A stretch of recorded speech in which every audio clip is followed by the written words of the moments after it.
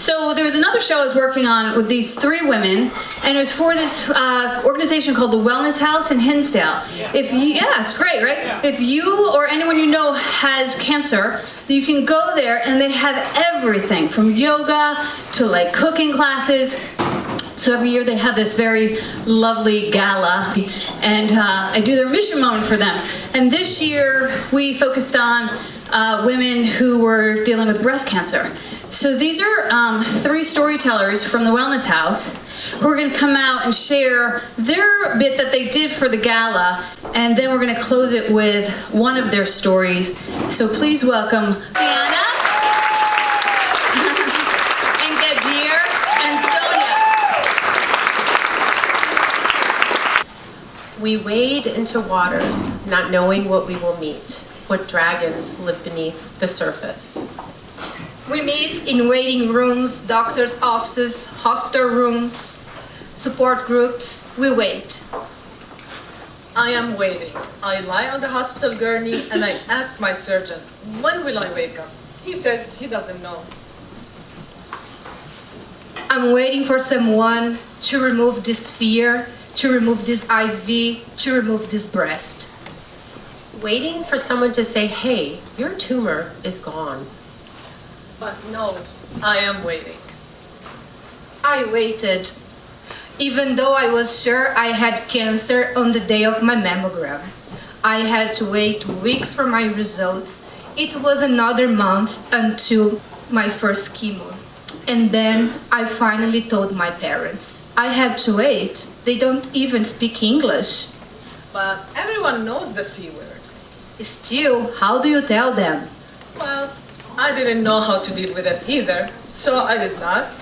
I went for a mammogram and it was the fastest, easiest one I ever had. Before I got home, I got a call and they needed more images. And then the call came. You have cancer. You have cancer. Yes. And I told my husband, they say I have cancer, and I threw the phone to him. And I told him, you deal with it. I was in denial. I was so scared. And sometimes I still am.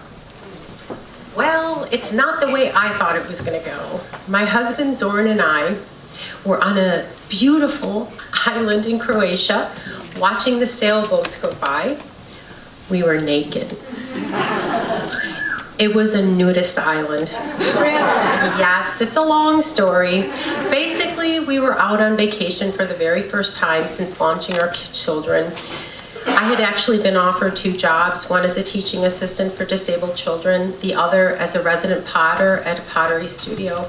My life was actually just beginning again when Zoran found the lump. Hey, what is that? He asked as he poked at my exposed breast that was soaking up the sun. It was a lump. A lump. A lump. And all the jobs, the residency, the life we thought was before us went right out the window. Everything goes out of the window. You never think you get cancer. You never do. Yes, things goes out of the window and other things come back. Isn't that something you say? God closed a door, a window. Isn't that something? You know, people actually do say that. Well, it happened when I arrived here to learn English. One day, the door opened and Michael stepped through. Michael? Turns out he became my husband. He walked right in the room and fell in love with me. That is so much better than a dating app. Yes, he was there for me through my cancer journey. He represented everything good and great. He was there all the time. He was my chef, my driver, my advocate. He was my friend. And it's so important to have people to help you walk through these things, to have that support system. I agree. When I got my diagnosis, I felt so alone. Although I was surrounded by my friends and family, I knew I needed a lot of help. So I signed up for everything at Wellness House. Everything. Seriously, everything. Even Tai Chi. Even Tai Chi. I signed up for exercise classes, meditation, support groups, art classes. I guess you could say that Wellness House was my Michael. Well, I didn't get to the wellness house until I was done with all of my treatments and surgeries. I just wanted to get through it. And then when it was done, when I had a moment to think and to feel, when it finally hit me, it really hit hard. I also came to the wellness house and signed up for everything as well. But what I found was camaraderie. Camaraderie? Yes, and friendship. It's hard not to make friends when we share everything. It's true. I actually wrote a story about finding my lump in a nudist colony, and I read it to my mother. She laughed so hard. It was the last time I saw her alive. But you know what? After she heard my story, I knew that she knew I would be okay. People want to know that we will be okay, although sometimes we are not okay. That is where Wellness House comes in. They make it okay not to be okay. It's true. It's a gift of the Wellness House, validation. Validation that it's okay to have our feelings. So many of my friends and loved ones did not want to know about my experience. They just wanted me to be okay and for it to be done. But for us, it's okay not to be okay. Because it's always there. We will always have a shadow following us. I still have more tests to take. I'm not out of the wood, but I know I'm not alone. I have my friends, my family, and my community at Wellness House. I thought that the quality of my life would diminish, but I was wrong. It gave me a new perspective. I'm not alone. No, we wait together. Yes, we do. We wait together. We wait for a sign, a symbol, a sense that we have actually, possibly, miraculously escaped. We wait for a new chance at life. We put ourselves in the care of strangers. We buckle up and we go for the ride, and those strangers become our friends. And those friends become our family, and together we take the next step into the mystery, and then we wait. We wait.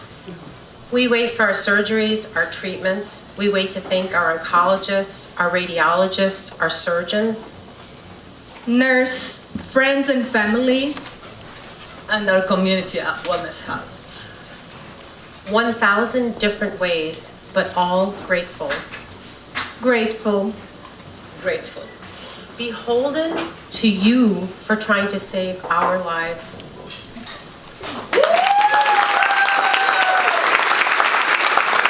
Okay. While going through my one-year cancer journey, people often ask me how I got through it with positivity and laughter. Oddly enough, my secret was reminiscing about the day I actually discovered my cancer. I know that sounds backwards. Wasn't that the worst day of your life? The day you lost your positivity and laughter? My answer to this is no, because fate is sometimes a funny thing. Some think it's a divine phenomenon driven by the perfect alignment of celestial objects in our night sky. But for me, on that day, it was the entanglement of divine intervention.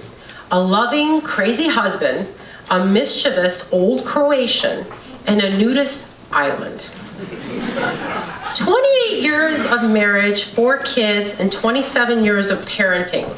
We were officially empty nesters out on our second honeymoon, back to where it had officially started, Serbia. After 4 days, I realized we needed a vacation immediately from that vacation and quickly booked a short jaunt to the Croatian island of Hvar. Zorn and I woke up with no plan except to visit one of the 1,200 neighboring islands. However, by the time we meandered to breakfast and reached the port, all the water taxis were gone. We got a tip that an old grandpa, Atza, may be able to accommodate us. We ran in the direction the sailors pointed while screaming, "Deda Atza, Deda Atza!" That means grandpa, by the way. As we rounded a corner, an old, rotund, and jolly-looking man with graying hair cried out, "My God! Who yelled like crazy man? I did the Atza!" I saw an old and wrinkly Eastern European sailor with a typical cigarette clenched between his yellow and rotting teeth. He merely complied when asked about taking us and even promised us the trip of a lifetime. With a twinkle in his eye, he told us it would be one we would never forget. Dada Atsa refused to take money for the ride, but instead made us promise to thoroughly enjoy ourselves and be back by 5:30 for his pickup. We were also given the task to deliver a corkscrew to Mata at the beach bar on top of the hill. A beach bar? This day was getting better by the minute. We easily found Mata. She was a pleasant girl who made beautiful cocktails. She assured us that there was plenty of wait staff who could tend to us while we found a spot on the beach. She pointed over our shoulder and told us to find a lounge chair. We took a sip while simultaneously turning around and immediately choked on our drinks. Zoran's spewed out through his mouth, while mine made its way through my nose. What greeted us still shocks me to this day. I can't speak for my husband, but my eyes focused on a tall, thin, and very hairy man bent over and completely nude. His white buttocks looked like vanilla muffins. My immediate thought was, my God, does he shave his cheeks? Hanging and flapping with each movement was his thing. I couldn't tear my eyes away. When I finally did, I glanced to the right and saw a woman spread eagle on her lounge, again, completely nude. I swear I could see the sea straight through her. It's true. My husband and I looked at each other and words just wouldn't come out of our mouths. We turned to Mata dumbfounded and asked her, what kind of place is this? She responded, why, it's a nudist colony. I looked at my husband's ensemble. He was sporting a baseball cap, a white polo shirt, and his knee-length cargo shorts. He'll deny it till his dying day. The man was wearing boxers underneath and had no intention of touching the water. I'm so sorry, Zoran. I, on the other hand, was well encased in my one-piece black, fat-sucking miracle suit. Of course, I accented it with my fuchsia maxi dress we fit right in. Well, we're stuck here for another 4 hours. Let's go find a seat. We tried very hard to casually walk over to the beach. It was difficult to do this nonchalantly. One looked up, one would get a clear view of breasts. However, if one looked down, one would get a clear view of, you get the point. By now, we had garnered some attention and felt very uncomfortable. It seemed as if all eyes were on the intruders. Zoran desperately searched the area and zeroed in on a site alongside this inlet. There appeared to be a very large and flat rocks with very little people. We quickly took off in that direction. Well, let me tell you, this was yet another interesting experience. You see, unbeknownst to us, one cannot see at a distance that hidden within the overlays of these large, flat rocks are openings. Openings big enough to hide 2, 3, or even 4 people. People who would like a little bit of privacy. Now, you may be able to imagine what could possibly be going on in these little alcoves. Needless to say, Zoran and I found a spot way past any human person. I was able to do some fantastic snorkeling, and Zoran in his cargo shorts enjoyed the sunshine. We still had a couple of hours to kill. Let's go for a walk and see what's on the other side. There's a trail up there, Zoran said. We started walking uphill. The views were breathtaking. We were alone. After about 20 minutes, my crazy husband turned to me and said, let's get naked and run to the top. I honestly thought he was joking. I'm wearing a one-piece wet miracle suit. There is no way in hell this thing is going back on if it goes. The fool screamed, you're lost, and started running up the hill. I couldn't believe my eyes as he began to throw off everything but his gladiator sandals. The man looked like an albino grasshopper as he jumped bushes and began doing karate poses. He would occasionally stop and turn towards me and do a little booty shake, ending with his chest out, yelling, kudos, boy. He finally tired himself out and we continued on.